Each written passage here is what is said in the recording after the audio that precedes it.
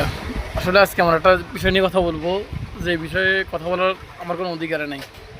সেটা হলো বোন। আমার তো বোন নেই।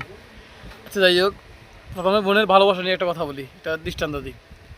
আমি প্রবাস যাওয়ার অল্প কিছুদিন আগে, তো আমি আর আমার আব্বু গেছিলাম ফুলগাজীতে আমার বড় ভাইয়ের বিয়ে নিয়ে কথা বলতে। তো দুপুরের সময় ভাইয়ের শ্বশুরকে ফোন দিয়েছে, তো ভাই শ্বশুর বলতেছে আমার তো মসজিদের ডিউটি আছে এখন, আমি এখন আপনার সাথে কথা বলতে পারবো না, কষ্ট করি জোরের পর পর্যন্ত অপেক্ষা করেন, তারপর জোরের পর আমি আসি কথা বলবো। আব্বুর ফুলগাজীতে দাওয়াত ছিল, আব্বু দাওয়াত চলে গেছে। আমারও বলতেছে তুই একটা কাজ কর, আমার একটা জ্যাঠতো বোন আছে এই ফুলগাজীতে, কাজল আফা, তুই কাজলের বাড়ি চলে যা, ওই যাই খাওয়া দাওয়া খাই আস্তে ধীরে আয়। আমি হঠাৎ কাজল আফার বাড়িতে গেলাম কোরবানের পরে। তো আফা আমারে বলতেছে জহির, এই তুই কী করস এখন? আমি তখন আমি তো সৌদি আরব চলে যেতেছি, এই জন্য কাজ করতে যাই, অল্প দিনের কিছুদিনের মধ্যে আমার ফ্ল্যাট হয়ে যাবো। তখন আমার বলতেছে তোর একটা অনুরোধ করবো, অনুরোধটা রাখবি। এই কী আফা? তুই একদিন আমার বাড়ির দাওয়াত নিবি। তো দাওয়াত নিবি, তো শর্ত হলো দাওয়াত যেদিন নিবি এর আগের দিন আমার খবর দিতে হইব। মানে তুই যেমন সোমবার দিন বলবি যে আফা আমার আগামীকাল মঙ্গলবার আমি আপনাদের বাড়ির ভাত খামু, এরকম। তো আমি বলতেছি আপনার বাড়ির ভাত খানা খামু, এই জন্য আগের থেকে বলতে হইব, এটা কোন ধরনের কথা?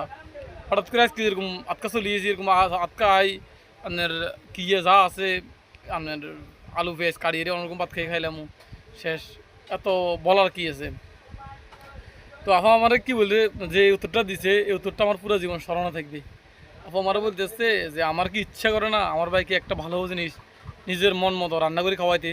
তুই তো আজকে আটকা আসছস, তোর জন্য এরকম কোনো প্রস্তুতি দিয়ে নিই নেই। আমার কি ইচ্ছা করে না আমার ভাইকে একটা ভালো জিনিস খাওয়াইতে? এই কথা বলার সাথে সাথে বিশ্বাস করে আমার চোখের পানি পড়ে গেছে, হারে নিজের বোন নাই তো মনে হয় বুঝি না এই বোনের ভালোবাসাটা। এই ভালোবাসার বোনগুলোই আতঙ্ক হয়ে যায় বাপের বাড়ির জন্য, বাস অল্প কিছু কারণে। ভুল হলে ক্ষমা করবেন।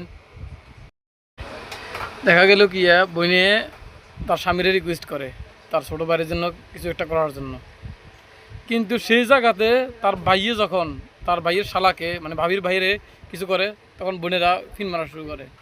যে বোনে বাপের বাড়ি একদম প্রস্তুতি লই, ফল ফ্রুট বিস্কুট, তারপরে মনে করেন তরকারি টরকারি রান্ধিয়ে মা বাপের জন্য নিয়ে আসে, সে একই কাজ যখন তার ভাইয়ে তার শ্বশুর বাড়িতে নিয়ে যায়, তখন আমার বোনগুলোর মানে বাড়িতে এসে ক্লিক মারা শুরু করে। দেখ মারা বলে যে দেখেন এই শ্বশুরবাড়ি সব দিয়ে ফেলার, শ্বশুরবাড়ি সব দিয়ে উল্টে ফেলার।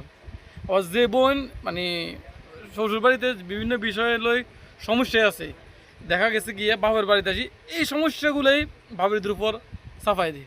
এমন কেন বোন? আপনার তো এমন হওয়া উচিত যে বাপের বাড়ি থেকেও আসছেন, আপনি একজন মেহমান মানুষ, আপনার ভাবিদেরকে ভালো মন্দ খাওয়া নিজের ইচ্ছা মতন, যে আহারে আমার এই ভাবিগুলো আমার অবর্তমানে আমার মা বাবাকে দেখে। বা আপনি আসছেন আপনার ভাবিদেরকে বলা যে আমি আসছি, আপনারা আমার আম্মা আব্বার কয়েকদিন ধরে খেদমত করা লাগবে না, আমি দেখতেছি। বা আপনারা বাবার বাড়ি যেতে পারেন, আমার আম্মা আব্বার পাশে আমি আছি না, এটা না করে কী করেন?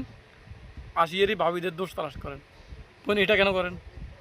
আপনি তো অল্প কয়দিন থাকি এরপরে চলে যাবেন, এরপর আপনার লাগানো যে ভেজাল, যে দিন পর দিন চলতে থাকবো পরিবারে, এই ব্যাপারে চলতে থাকবো, এটাকে আপনার কি মাথায় কাজ করে না?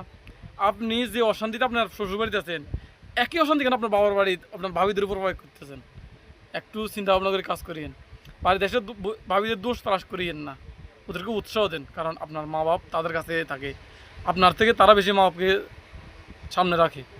এই দিকটা একটু খেয়াল রাখেন প্রিয় বোন। কোনো ভুল ত্রুটি হলে মাফ করে দিবেন, আপনাদের কাছে ক্ষমা প্রার্থী আমি। সবাইকে ভালো থাকবেন, জাযাকাল্লাহ খায়ের।